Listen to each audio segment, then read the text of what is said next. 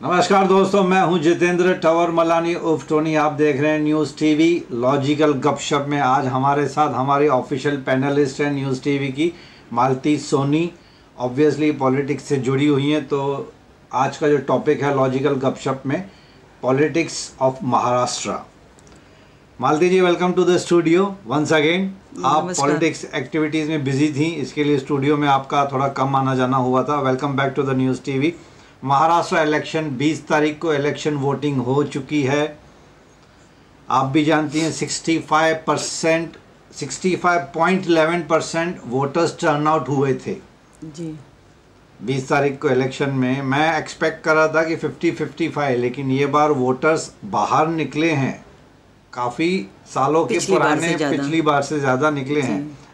तो अभी मुझे पता चला कि 65.11% वोटर्स टर्नआउट हुए जी। अच्छी बात है, काफ़ी लोग बाहर तो आए, अच्छी बात है। हम तो कोशिश करेंगे कि भाई बाकी के जो 35% है नेक्स्ट इलेक्शन में वो भी बाहर निकले बराबर। वैसे लेकिन पब्लिक वाकई थोड़ा सुस्त ऐसा बोल सकते हैं, निकलना चाहिए उनको वोटिंग देने के लिए। फिर भी जितना होना चाहिए उतना नहीं है। 65 थोड़ा फिर भी 1995 से लेकर आज तक this is the highest ratio. जी, वो पिछली बार से ठीक है, अभी बढ़ रहा है, लेकिन फिर भी जो और ज़्यादा होना चाहिए वो थोड़ा कम 2019 में महाराष्ट्र इलेक्शन में द वोटर्स टर्नआउट हुआ था, जो इलेक्शन हुई थी वो हुआ था 60%। अब 5% ज़्यादा हो गया जी। फिर भी थोड़ा पॉजिटिव तो दिखा थोड़ा सा। Thanks to all the people who voted, जो बाहर आए उन्होंने वोटिंग की। किसी भी पार्टी को आपने वोटिंग की, आपने अपना जो कॉन्स्टिट्यूशनल राइट है उसको एक्सरसाइज किया। Thanks for that. सभी चैनल्स पे सब पॉलिटिशियन बार बार यही रिक्वेस्ट कर रहे थे कि बाहर निकलिए, वोट कीजिए, किसी को भी वोट कीजिए, लेकिन कीजिए। बाद में क्या होता है दोस्तों कि फिर ये रोना धोना होता है, अरे पॉलिटिक्स में क्या होता है, सब चोर है, सब करप्ट है, डेवलपमेंट नहीं हो रही है, अच्छी पार्टी नहीं आ रही है, अच्छे पॉलिटिशियंस नहीं आ रहे हैं। जब आप वोट ही नहीं करोगे तो फिर you don't have any right to grumble, you don't have any right to complain when you are not voting. तो मेरे ख्याल से थैंक्स कि आप लोग घर से बाहर आए। मैं तो हम तो छोटे हमारी तरफ से भी धन्यवाद, बहुत सारे लोग निकल के वोटिंग करने आए। और आगे अभी पिछले आने वाला जो इलेक्शन में भी आप लोग आइए और अपना बहुमूल्य मत देकर आगे की जी ताकि आपको चांस मिले कि आप अपने पसंदीदा नेता को चुन सकें। जिसको भी चुने आपकी मर्जी है। तो चलिए मालती, अभी today is 22 November, tomorrow is 23 November, Saturday being the result day, right. सबकी धड़कने मुझे तो बड़ी एक्साइटमेंट होती है यार कि कौन जीतेगा, कौन हारेगा, किसकी गवर्नमेंट बनेगी। हालांकि मन में तो सबको थोड़ा थोड़ा तो अंदाज़ा है ही, जजमेंट सबकी हर एक इंसान की होती है। फिर भी यू नेवर नो पॉलिटिक्स में, एटलीस्ट ये महाराष्ट्र पॉलिटिक्स में कब क्या हो जाए पता ही नहीं है, बोल नहीं सकते। लास्ट 5 सालों में 10 सालों में जो हमने उथल पुथल देखी है ना, सबकी जजमेंट गलत हो गई मोस्टली, है ना। पिछली बार तो एग्जिट पोल भी गलत बता रहे थे एग्जिट पोल तो पिछली बार भी गलत बताया। 2024 में एग्जिट पोल वालों ने तो माफ़ी तक मांगी, ऑन कैमरा उन्होंने माफ़ी मांगी कि एग्जिट पोल हमारी जजमेंट गलत हो गई जी। ऐसा कभी होता नहीं था, बट लोकसभा में फर्स्ट टाइम देखने को मिला था जी। लोकसभा में काफ़ी जजमेंट गलत हो गई थी। बड़े बड़े जो एक्सपर्ट्स बैठे हुए हैं, the political analyst, with due respect, उन सबकी जजमेंट गलत हो गई थी। काफ़ी लोगों ने तो मैंने देखा चैनल पे माफ़ी भी मांगी थी कि यार ये गलत हो गया। खैर वो माफ़ी मांगने की ज़रूरत तो थी नहीं, जजमेंट तो जजमेंट होती है। 100% तो कोई नहीं बोलता, हर कोई 99% ही बोलता है। इसके लिए अभी लास्ट मोमेंट तक अपन बोल नहीं सकते कि क्या सरकार बनेगी। आपको भी पॉलिटिक्स का थोड़ा बहुत नॉलेज है, अगर not as a political activist, as a active person नहीं, एक कॉमन आदमी भी चलिए बता दे कि आपको क्या लगता है किसकी सरकार बनने के चांसेस है महाराष्ट्र में। जैसा मैंने अभी थोड़ा देखा है कि पब्लिक का रुझान बीजेपी की तरफ ज़्यादा है, तो मुझे ऐसा लगता है कि इस बार महायुति की ही सरकार वापस से रिपीट हो रही है, ऐसा मुझे लगता है बनेगी जी। डेफिनेटली महायुति की सरकार बनी तो एक नया क्वेश्चन पैदा होगा कि ये टाइम चीफ मिनिस्टर कौन महायुति की तरफ से डिसाइड तो हमारी मतलब जैसे बीजेपी पार्टी हमेशा ऊपर से जो ऑर्डर आता है वही मानते हैं, लेकिन जहाँ तक मैं अभी थोड़ा सा देख रही हूँ शायद देवेंद्र फडणवीस साहब वापस से, लास्ट टाइम तो उन्होंने सेक्रीफाइस किया था जी, बट इस समय शायद लगता है मुझे कि वो आ सकते हैं, ऐसा मुझे लगता है। अगर महायुति की सरकार आई तो आपका पर्सनल ओपिनियन है, जी जी मेरा पर्सनल, कि अपना mister Devendra Fadnavis will be the chief minister. जी वो आ सकते हैं, provided mister Eknath Shinde the honourable CM existing माने और अजीत पवार माने। यस तभी जाके बात बनेगी ना। 152 सीट्स के आसपास बीजेपी ने अपने पास रखी थी ये बार 2024 में। जी जी अब 152 तो नहीं आएंगी बीजेपी की, चलो 110, लास्ट टाइम 105 आई थी 2019 में।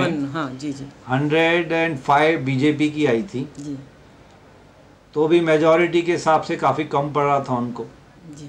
शिवसेना उद्धव ठाकरे एक ही था उस वक्त, तो जी उस समय हमारे साथ शिवसेना हो गया कि कौन चीफ मिनिस्टर बने, 2.5 years के लिए बने, वो खैर अंदर की बातें, पुरानी बातें हैं, इसकी वजह से थोड़ा पार्टी टूट गई थी उस लेकिन अभी भी मन में कहीं ना कहीं थोड़ा सा डर बोलिए या एक हाइपोथेटिकल सिचुएशन ऐसी होती है ना कि बीजेपी की चलो ठीक है, आउट ऑफ 150 जो सीट्स उन्होंने अपने पास रखी थी उसमें अगर 100+ कितनी चांसेस हैं, आपको क्या लगता है कितनी सीट्स पे बीजेपी, अकेली बीजेपी आने के चांसेस हैं? What is your judgement?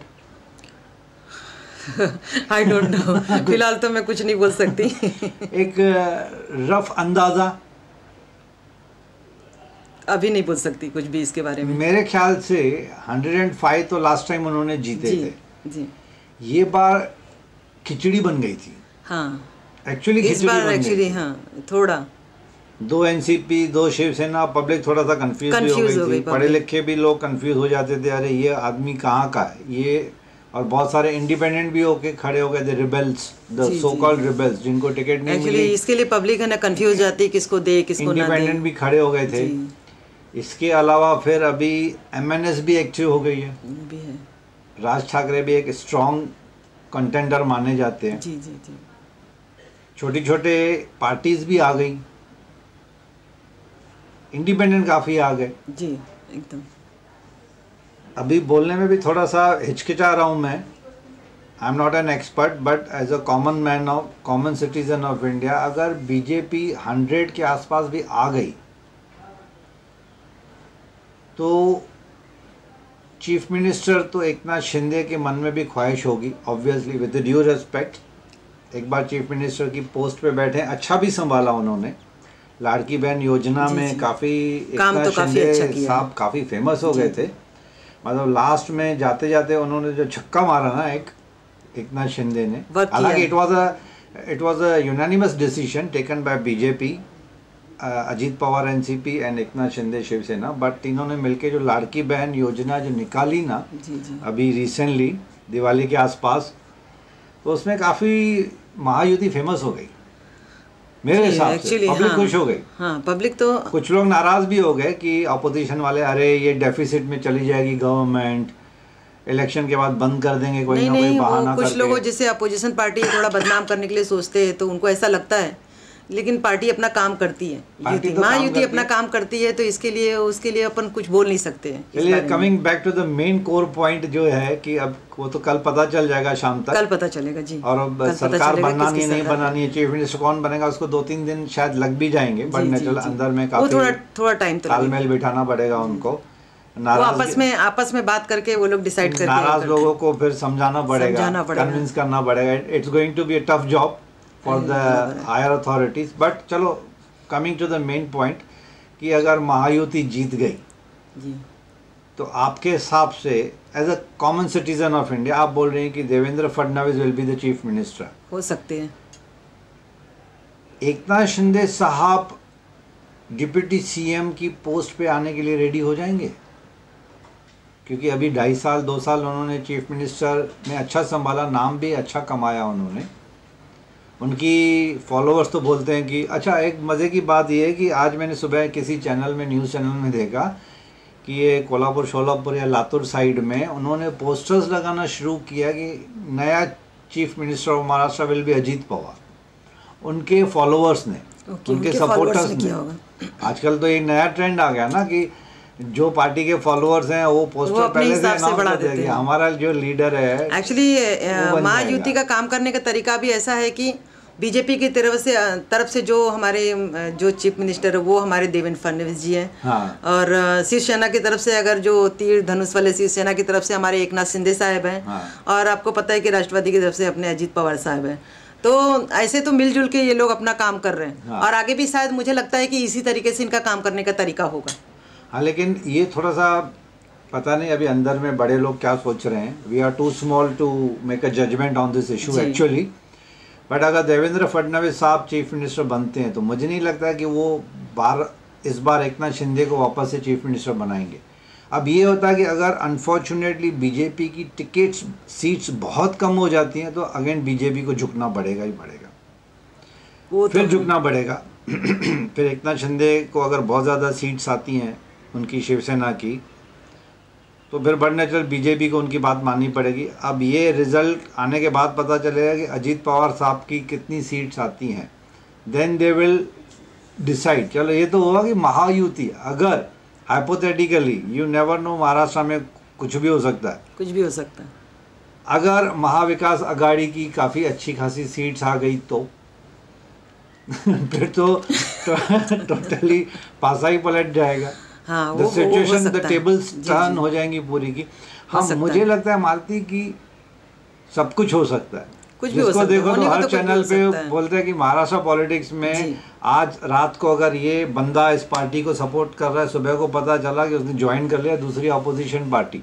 आज तक जो दुश्मन पार्टी थी वो दोस्त हो गई, दोस्त दुश्मन हो गए, कुछ भी हो सकता है। फिलहाल पॉलिटिक्स में यही चल रहा है। ऐसे हुआ भी पूरे महाराष्ट्र में, लोगों ने just to get a ticket seats बदली कर दी, पार्टी चेंज कर दी, इंडिपेंडेंट खड़े हो गए, दोस्त दुश्मन हो गए, दुश्मन दोस्त हो गए। खैर वो तो होता ही रहता है, लेकिन ये बार थोड़ा ज़्यादा हुआ था। अब अगर महाविकास अघाड़ी उनकी सीट ज़्यादा आ गई तो कांग्रेस और बीजेपी कभी ज़िंदगी में नहीं मिलेंगे। लेकिन बाकी जो पार्टीज हैं, शिवसेना दोनों, अजीत पवार और शरद पवार एनसीपी दोनों, कांग्रेस और छोटी मोटी पार्टियां, और उनको ऐसे लगता है कि नहीं बीजेपी को सरकार बनाने नहीं देना है तो ये छोटी मोटी पार्टियां भी मिल सकती हैं आपस में। आजकल तो यही ट्रेंड में निकला है कि जो भी है पार्टियां मिलके आपस में एक अलग ही आपस में बना ले, हाँ, बना लेती हैं। बीजेपी की सरकार तो होने को तो कुछ भी हो सकता है, वो अपन अभी बोल नहीं सकते। दोनों शिवसेना वापस से एक हो सकते हैं, दोनों एनसीपी वापस से एक हो सकते हैं। तोड़ मोड़ की पॉलिटिक्स चल रही है अभी तो फिलहाल। रूलिंग पार्टी में आना है, हर एक को चीफ मिनिस्टर बनना है, हर किसी को कुर्सी और ये चीफ प्यारी मिनिस्टर बनना है, डिप्टी सीएम बनना है, बड़े बड़े पोर्टफोलियोज लेने हैं। जी जी। तो मतलब कुछ भी हो सकता है, कुछ भी हो सकता है, ये बराबर एक चीज नहीं हो सकती है, कुछ भी हो सकता है। कांग्रेस और बीजेपी आपस में नहीं मिल सकते हैं। वो नहीं मिल सकते हैं। बाकी कोई भी पार्टी मिल सकती है आपस में, वो और बाकी कुछ भी हो सकता है। मतलब सबने दरवाजे खोल के रखे, दरवाजे तो खिड़कियां भी खोल के रखी है सब बराबर कि भाई कुछ भी हो सकता है। पावर चाहिए, पोस्ट चाहिए, पोर्टफोलियो चाहिए, रूलिंग पार्टी में बने रहना है तो कुछ भी हो सकता है। कुछ भी हो सकता है, ये बात तो सही है ना। जी जी। तो खैर दोस्तों, ये today is 22nd November and tomorrow being the result day, that is 23rd November, Maharashtra और झारखंड की दोनों की रिजल्ट्स आने वाली हैं। But since we are staying in Maharashtra तो we are more concern, more excited about Maharashtra. Being Maharashtrian तो हम लोग का ज़्यादा इंटरेस्ट एंड लगाव, हालांकि पूरा इंडिया हमारा है, लेकिन थोड़ा होता है ना कि महाराष्ट्र में रह रहे हैं तो हम तो ऐसे लोकल पॉलिटिशियंस को भी अच्छी तरह से जानते हैं, पूरे महाराष्ट्र के पॉलिटिक्स को थोड़ी बहुत नज़र रखते हैं हम लोग। खैर लेट अस वेट। बट दोस्तों, हम मालती और मेरी तरफ से तो यही रिक्वेस्ट है कि कोई भी सरकार बने, कोई भी चीफ मिनिस्टर बने, जो बेसिक नेसेसिटीज़ हैं ना उनसे लोग डिप्राइव ना हो। बस एजुकेशन अच्छी खासी होनी चाहिए, हेल्थ रिलेटेड हॉस्पिटल्स अच्छी खासी फुली इक्विप्ड होने चाहिए, जॉब अपॉर्चुनिटीज़ होने चाहिए, शेल्टर होना चाहिए, लोगों को घर होना चाहिए। मतलब गरीब बेचारा गरीब ना रहे, दबके ना रह जाए। खैर ये तो इक्वलिटी आने में बहुत टाइम लगेगा, पता नहीं पॉलिटिक्स में क्या क्या होता है। बट नहीं, लेकिन अभी हमारी जो यूटी की सरकार है वो ये सब काम ऑलरेडी कर रही है, अच्छा काफी काम पब्लिक के लिए उन्होंने किया हुआ है, काफी काम किया हुआ है और शायद इसीलिए पब्लिक उनको ही ज्यादा वोट करती है। हाँ, बट दोस्तों ये बात तो माननी पड़ेगी कि अभी पिछले कुछ सालों में, मैं किसी पार्टी को फेवर या किसी पार्टी के अगेंस्ट में नहीं कर रहा हूँ, लेकिन जो हम देख रहे हैं as a common citizen of India, media की तरफ से as a common citizen of India, now we have started feeling proud of being Indian. Yes, कि इंडिया में जो डेवलपमेंट हुई है, metro trains, flyovers, bridges and local trains, buses, जो भी ट्रांसपोर्ट सिस्टम है, इसमें काफ़ी इम्प्रूवमेंट आ गई है। तो वी जेन्युइनली फील गुड कि चलो यार अच्छा है, हमको अच्छा लगता है जब कन्वीनियंस अच्छा हो, ट्रांसपोर्ट अच्छा हो, हेल्थ फैसिलिटीज़ अच्छी हो, बहुत सारी चीज़ें ऑनलाइन हो रही हैं जी। गवर्नमेंट ऑफिसेज में आपको पर्सनली फिजिकली जाने की ज़रूरत नहीं है। तो ये जो डेवलपमेंट हुई है ना रिसेंटली, पिछले कुछ सालों में, हम ये नहीं बोल रहे कि कांग्रेस के टाइम पे डेवलपमेंट नहीं हुई थी, उस टाइम भी बहुत हुई थी।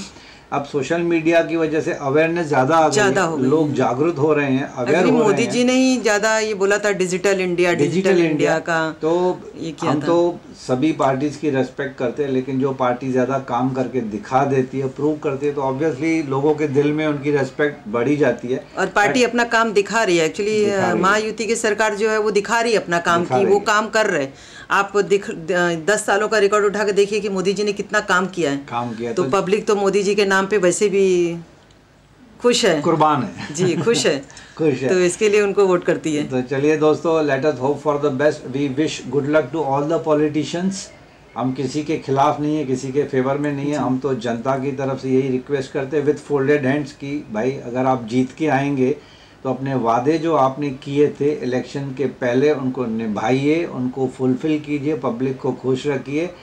5 साल के बाद आपको कहीं पे भी जाके हाथ जोड़ के वोट मांगने की ज़रूरत ना पड़े, लोग खुद ही बोले कि भाई ये लीडर हम रिपीट करना चाहते हैं। ऐसी सिचुएशन हो तो मज़ा आ जाए जी। हम ये नहीं चाहते कि इंडिया को सिंगापुर बनाओ या इंडिया को शंघाई बनाओ, चाइना बनाओ, नहीं, इंडिया अपनी तरीके से बहुत ब्यूटीफुल है, बहुत रिसोर्सेज है यार हमारे पास जी। तो चलिए इस पॉजिटिव नोट पे ज़्यादा लंबा ना खींचते हुए, we eagerly wait for the results, for tomorrow's results election. Thank you very much for listening to us. Thanks Malti for joining us once again. Thank you.